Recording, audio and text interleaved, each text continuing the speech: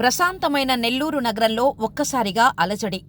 ఒకరు కాదు, ఇద్దరు కాదు, దాదాపు 200 మంది ఒకేసారి మాజీ మంత్రి, వైసీపీ నేత నల్లపురెడ్డి ప్రసన్నకుమార్ రెడ్డి ఇంటిపై దాడికి తెగబడ్డారు. ఇంట్లోకి చొరబడి మరీ కంటికి కనిపించిన ప్రతి వస్తువును నాశనం చేశారు. కారును నుజ్జు చేయడమే కాదు, ఏదో కొండపై నుంచి జారిపడితే ఉల్టాపడి పచ్చడిలా ఎలా అవుతుందో అలా చేసేశారు. కారును ఉల్టా చేసేశారు. ఇదే ఊపులో అక్కడ నల్లపురెడ్డి ఉండి ఉంటే నామరూపాల్లేకుండా అయిపోయేవారేమో.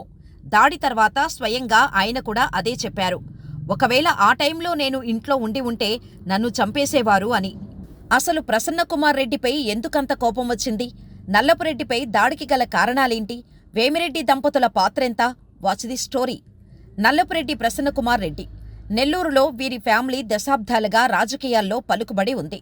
ప్రసన్నకుమార్ రెడ్డి కొవ్వూరు నియోజకవర్గం నుంచి 5 సార్లు ఎమ్మెల్యేగా గెలిచారంటే అర్థం చేసుకోండి వీరి ఫ్యామిలీకి ఉన్న ఫ్యాన్ ఫాలోయింగ్ ఏంటో.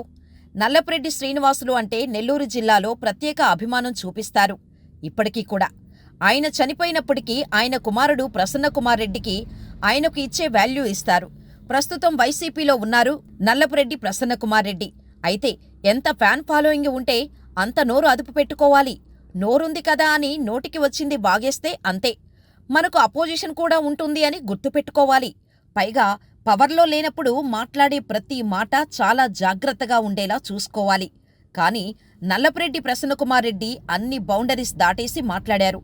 రాజకీయాలు అన్నప్పుడు విమర్శలు, ప్రతివిమర్శలు సహజమే, కానీ వాటికి ఓ లిమిట్ ఉంటుంది. ఆ లిమిట్ దాటితే పరిస్థితులు ఎలా ఉంటాయి అని చెప్పటానికి ప్రసన్నకుమార్కు పట్టిన గతే ఒక ఉదాహరణ. 2024 ఎన్నికలలో వైసీపీ ఓడిపోవటానికి మెయిన్ రీజన్ ఆ పార్టీ నేతల నోటి దురుసు. నోటికి ఎంత వస్తే అంత మాట్లాడేయటం.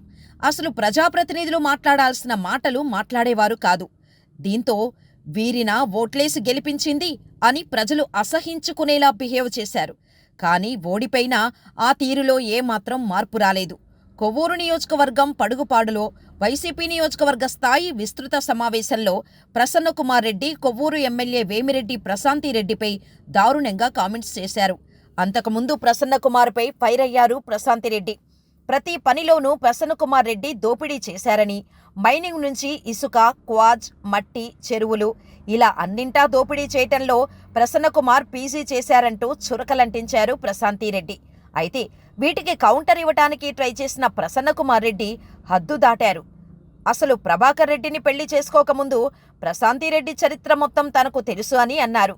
రేణిగుంట మెస్లో పీహెచ్డీ నేర్చుకున్నావు, తిరుపతిలో పీహెచ్డీ నేర్చుకున్నావు, బెంగళూరులో పీహెచ్డీ చేశావు, హైదరాబాద్లో పీహెచ్డీ చేశావు, మద్రాసులో పీహెచ్డీ చేశావు, చివరకు మాగుంట లేఅవుట్లోనూ పీహెచ్డీ చేశావు. ఆఖరికి వేమిరెడ్డి ప్రభాకర్ రెడ్డిని బెదిరించి బ్లాక్మెయిల్ చేసి పెళ్లి చేసుకున్నావు.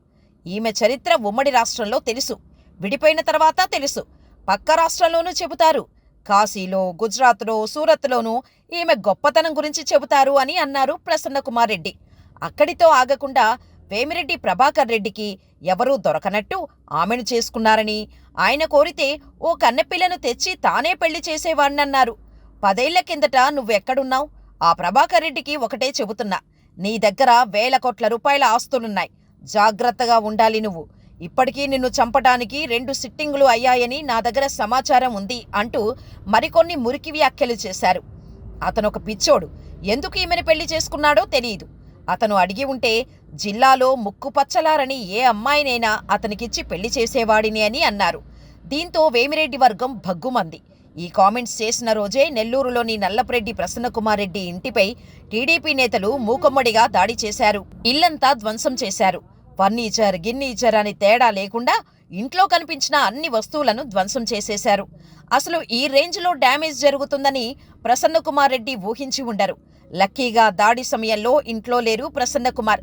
దీంతో బతికిపోయాడని అందరూ అంటున్నారు. ఇక దాడిపై స్పందించిన ప్రసన్నకుమార్ తన మాటలకు కట్టుబడి ఉన్నా అని, ప్రశాంతిరెడ్డిపై చేసిన ప్రతి మాటకు తన దగ్గర ఆధారాలున్నాయని టెంపరీగా మాట్లాడేసరికి ప్రజలకు మరింత మండుతోంది. దీంతో అసలు ప్రశాంతిరెడ్డి నిజంగా తప్పు చేసిందా అన్న అంశం తెరపైకి వచ్చింది. ఎందుకంటే ప్రశాంతిరెడ్డి ప్రభాకర్ రెడ్డిని 2వ పెళ్లి చేసుకుంది. ఈ విషయాన్ని ఆమె ఎక్కడా దాచలేదు, దాచటానికి కూడా ప్రయత్నించలేదు. ఎప్పుడైతే వైసీపీని వీడి టీడీపీని కండువాని కప్పుకున్నారో వేమిరెడ్డి దంపతులపై ట్రోలింగ్ మొదలైంది. ఒకప్పుడు వైసీపీలో ఉన్నప్పుడు అభినవ సీతారాముళ్ళు, ఆది దంపతులు అంటూ పొగిడిన ప్రసన్నకుమార్ రెడ్డే వేమూరి దంపతులను తిట్టడం మొదలుపెట్టారు. ముఖ్యంగా పర్సనల్ విషయాలను ఎత్తటంతో ఓ పబ్లిక్ మీటింగులో ప్రశాంతిరెడ్డి తన గతం గురించి పూర్తిగా చెప్పింది.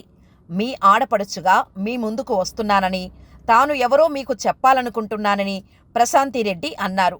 తన తల్లిదండ్రులది చిత్తూరు జిల్లా అని, తను చదువంతా తిరుపతిలోనే సాగిందని, అక్కడి నుంచి నెల్లూరు జిల్లాలోని నల్లపురెడ్డి శ్రీనివాసులరెడ్డి చెల్లెలు ఏ ఇంటి కోడలిగా వెళ్లారో తాను కూడా అదే ఇంటికి కోడలిగా వెళ్లానన్నారు. సోమిరెడ్డి చంద్రమోహన్ రెడ్డి తమ్ముడు హర్షవర్ధన్ రెడ్డిని పెళ్లాడానని, తర్వాత ఆయన మరణించారన్నారు. తన కుటుంబ సభ్యులు, అత్తగారింట్లోని కుటుంబ సభ్యులు, పిల్లల అనుమతి తీసుకొని ఎంతో మందికి ఉపాధి కల్పించే ప్రభాకర్ రెడ్డిని రెండో వివాహం చేసుకున్నట్టు చెప్పేశారు. ప్రశాంతిరెడ్డి చేసిన దాంట్లో తప్పేముంది? భర్త చనిపోయారు. అత్తింటివారు, కన్నబిడ్డలకు ఎటువంటి అభ్యంతరం లేనిది నల్లపురెడ్డి ప్రశాంతిరెడ్డికి ఎందుకు వచ్చిందో ఎవరికీ అర్థం కాలేదు. పైగా రాజకీయాల్లోకి పర్సనల్ లైఫ్ని తీసుకురావటం దేనికి? ఏమైనా ఉంటే రాజకీయంగా మాట్లాడుకోవాలి కానీ ఇలా నీచమైన కామెంట్స్ చేయటం ఎవ్వరికీ నచ్చలేదు. అసలు మర్యాద ఎక్కడికి వెళ్ళింది నల్లపురెడ్డి? ఎంత రాజకీయ శత్రుత్వం ఉంటే మాత్రం గల్లీల్లో కూర్చొని బాధ్యత అన్నది ఈసుమంత కూడా లేనట్టుగా మాట్లాడే వారికి మించినట్టుగా మాట్లాడటమా? అందున ఒక మహిళా ఎమ్మెల్యేను ఉద్దేశించి ఇలా కూడా మాట్లాడొచ్చా అన్నట్టుగా చేసిన వ్యాఖ్యలు పెను సంచలనంగా మారాయి. సభ్య సమాజం ఏమనుకుంటుందో అన్న సోయ కూడా లేకుండా మర్యాదకు 100 కిలోమీటర్ల దూరంలో ఆయన వ్యాఖ్యలున్నాయి. ఒక బాధ్యత కలిగిన రాజకీయ నేత నోటి నుంచి బాహటంగా ఇలాంటి వ్యాఖ్యలు వస్తాయా అన్నట్టుగా ఆయన తీరు ఉండటం విస్తుపోయేలా చేస్తోంది. అందుకే టీడీపీ నేతలంతా కోపంతో ఊగిపోయారు. సరాసరి ప్రసన్నకుమార్ రెడ్డి ఇంటికి వెళ్లి దాడి చేశారు. ఇలా దాడులు చేయటం కూడా తప్పే. అలాంటి మాటలు మాట్లాడటం అంతకంటే తప్పు. ఒక రకంగా చెప్పుకోవాలంటే వ్యక్తిత్వ హననం కిందే వస్తోంది. ఏమైనా ఉంటే రాజకీయ పరంగా మాట్లాడుకోవాలి, హుందాగా నడుచుకోవాలి. ఒక లీడర్ అంటే ప్రజలకు ఆదర్శంగా ఉండాలే కానీ వీడు కూడా లీడరైనా అన్నట్టుగా బిహేవ్ చేయకూడదు. ఇప్పటికైనా వైసీపీ నేతల తీరులో కానీ మార్పు రాకపోతే నెక్స్ట్ ఎన్నికల్లోనైనా గెలవటం కష్టమే. ఎందుకంటే ఎన్నికల ముందు నారా భువనేశ్వరి గురించి, లోకేష్ పుట్టుక గురించి నీచంగా కామెంట్ చేశారు. ఆ తర్వాత మొన్నటికి మొన్న సాక్షి టీవీలో ఓ డిబేట్లో అమరావతి వేశ్యల రాజధాని అంటూ కామెంట్ చేశారు. ఆ వివాదం ఇంకా సద్దుమణగకముందే ప్రశాంతిరెడ్డిపై ఇలాంటి కామెంట్ చేశారు. మరి రాజకీయాల్లోకి ఆడవారి పర్సనల్ విషయాలను తీసుకొని రావటం ఎంతవరకు కరెక్ట్? కామెంట్ చేయండి.